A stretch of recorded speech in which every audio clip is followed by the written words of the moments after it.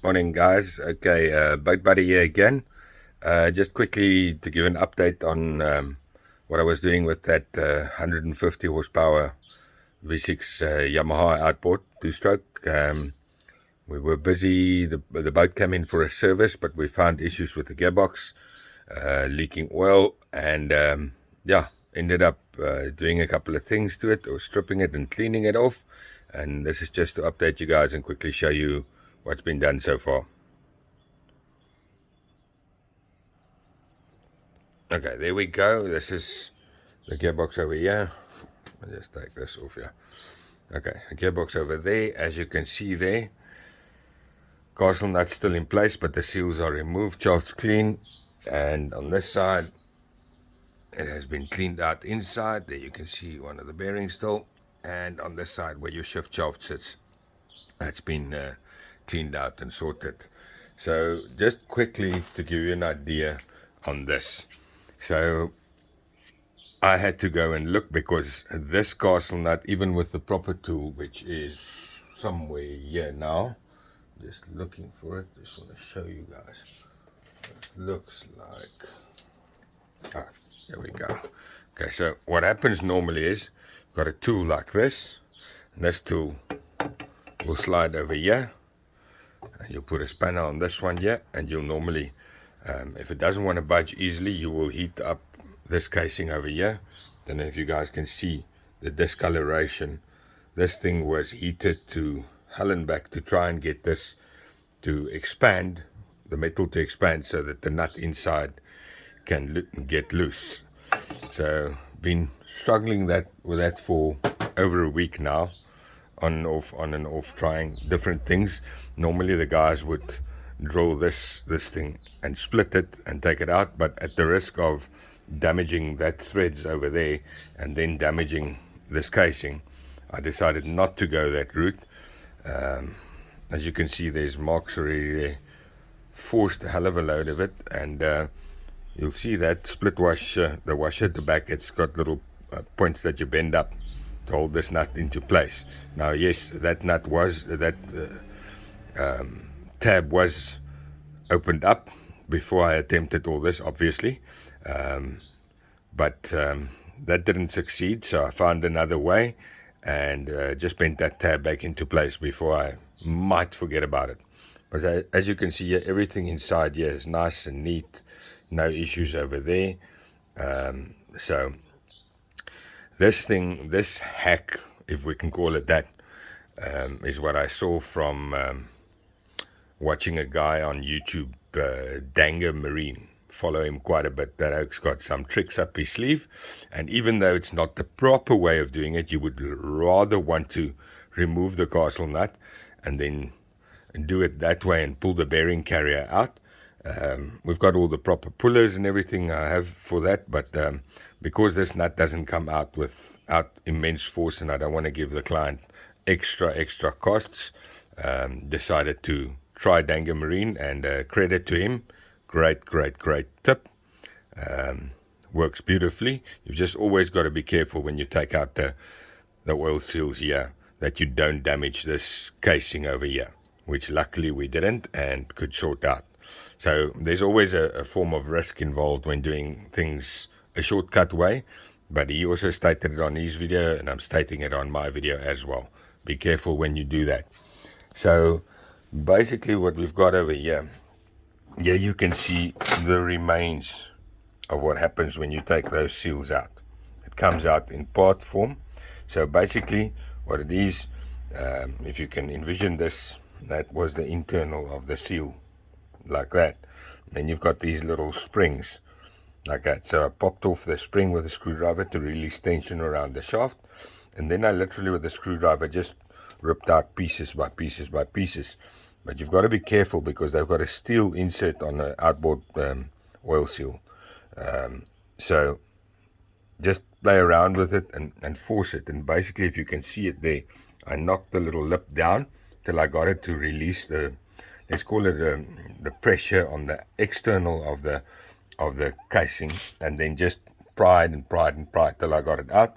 The same second one actually came out a lot easier than the first one. but it's out. What you're seeing there is the little O-ring and the shift shaft seal that normally goes in here. That part is over here. Let me just get it there. Okay, so that little lip seal normally goes at lip seal there.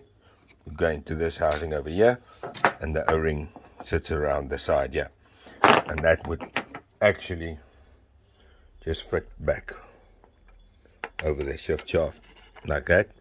Once I've installed the new seals and stuff, I'll check now. There we go, something like that.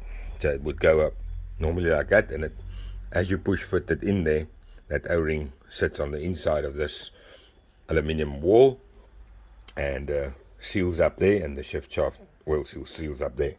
And you've got this part over here. Let me just check here. Excuse me if I don't have the proper naming for it, for everything. As I said, I'm not an outboard mechanic, but I'm doing my own stuff here, and I'm helping a mate out. So there you can see, this would then fit in here as all little loose parts for that. That's like a race for that bearing over there. That bearing runs on this race. So basically what will happen is this little unit slides over the shaft here, and it tightens up there. You'll see a little groove on here. You'll see a little groove with a pinhole, and on the inside there you'll see a little hole as well. That's to get the oil to get to all the bearings and not run without oil. Just a lubrication hole. Again, you've got a lip seal that will, two actually, that goes into this casing over here, two on top of each other. There's a bearing inside there, and then you'll also have that O-ring over there, which again seals on the inside of this housing here, and the lip seals go around this shaft over here. As you can see, everything is still very nice there. No real issues. A little bit of a mark, but not enough to let it leak. So that's just a basic rundown quickly of how this looks inside if you ever want to do it and get it sorted. And yeah, all the spares are lying over there, which has been purchased from Maxon's Marine. And yeah, there's the little pump casing and everything, water pump casing and stuff. If you've got that over, this water pump casing obviously goes on over there.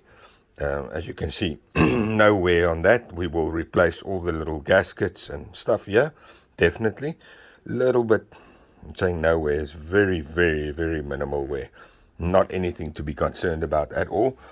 Obviously, even though the water pump impeller looks fairly good, it's not perished or anything, I will still replace it. This one can go into the client's spare stock for a quick backup if there's an issue.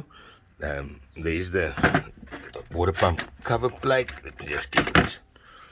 You'll see there, you see, got slight wear. I'm just going to try and wipe it here quickly. You've got slight wear, but nothing major. So this will be put back in. Gaskets again will be replaced, and it will all be put together. And yeah, then we will take it from there.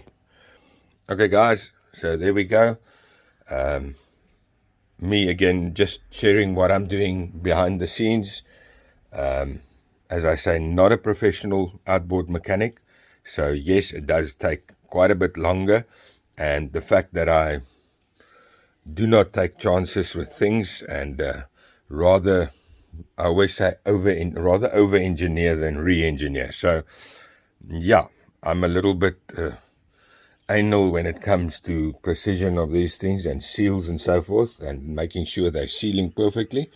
And once I'm done with the gearbox, before I fill it with oil, it will be pressure tested and checked, and only if it's no issues with the pressure testing, then I will put the gearbox back onto the motor and fill it with oil. And yeah, then we'll do the plugs on the motor. There's a little wiring issue on the trim and tilt with a feed pump from the from the inboard oil tank to the motor's secondary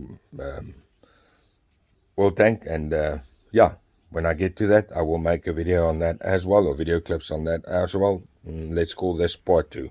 Thank you very much, boat buddy out. And yeah, please do me a favor, like and subscribe and share wherever you can. Appreciate it. Thank you.